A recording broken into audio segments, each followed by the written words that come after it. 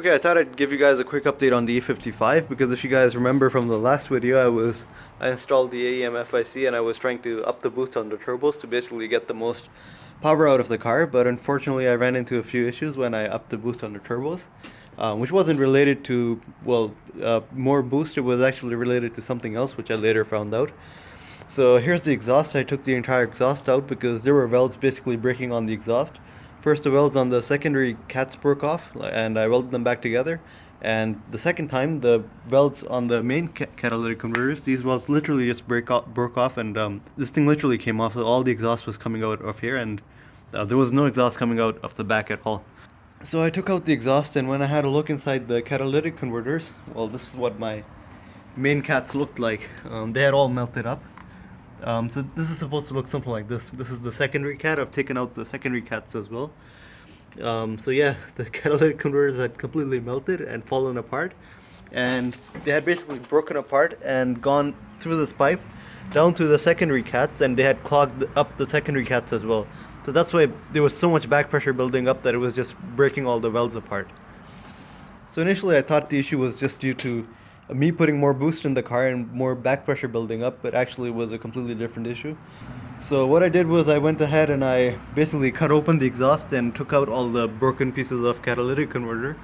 And then I also cut these secondary cats open, and I basically took them out. They were still in good condition. They weren't messed up or anything, but they were just clogged up by all the little pieces of this catalytic converter going into these ones.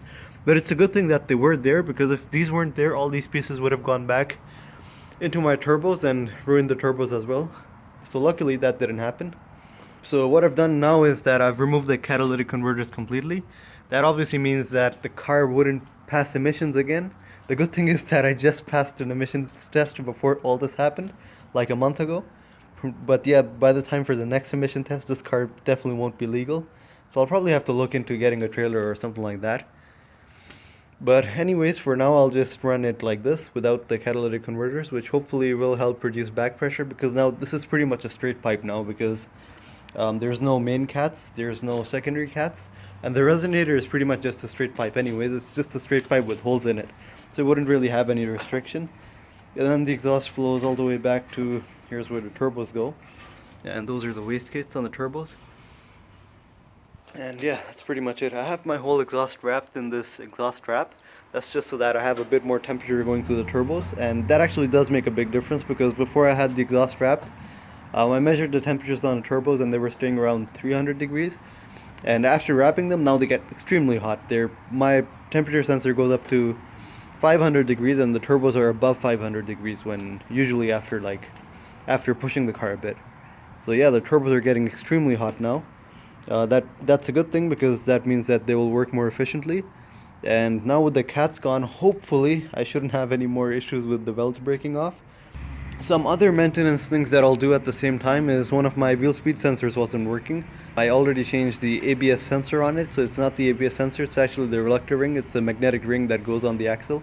It's only a $30 part, but to get to it you literally have to take the whole rear suspension off. So yeah, I'll need to fix that. And then after I fix that, there's also another issue that I ran into. There's a bit of lifter tick on this side.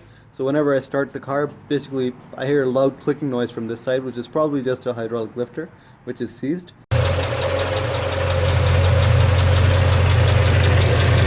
Yeah, I'll probably need to take the valve cover off and fix that as well. And I've also decided to do a quick transmission fluid flush while I'm doing all of this, because the car's already lifted, I'm already underneath the car. It's a good idea to just drain and fill the transmission fluid. I've already done that, I think, once before, so I'll probably do that again. So hopefully the fluid stays clean. Another change I've made is that I've flipped my oil cooler the right side up. It was upside down before because, well, these pipes take up a lot of space over here, so the reason I had it upside down was so that more of the oil cooler is exposed to the air. Right now you can see half of it is covered by the bumper, which is not good. But when I had it upside down, the problem was that the oil cooler kept filling up with air. I bled it once, so I thought that bleeding it once, like, the air wouldn't get back in the oil cooler, but weirdly it keeps filling up with air even if you bleed it. Yeah, and one guy actually did comment on it, and he told me that this would happen, and yeah, it did happen. So thanks to that guy for pointing that out. And what was happening was that my oil temperatures would get really hot, and the car would start cutting power. They were getting up to 100 degrees, so that's why I decided to flip this over. And now it's not fully exposed; like half the oil cooler is covered by the bumper, so that's the drawback. But at least it wouldn't be filling up with air this time, because all the air will basically bleed out from the top because the hoses are at the top. I've just fitted it this time with using these cheap brackets. I haven't done too much of an effort making everything proper.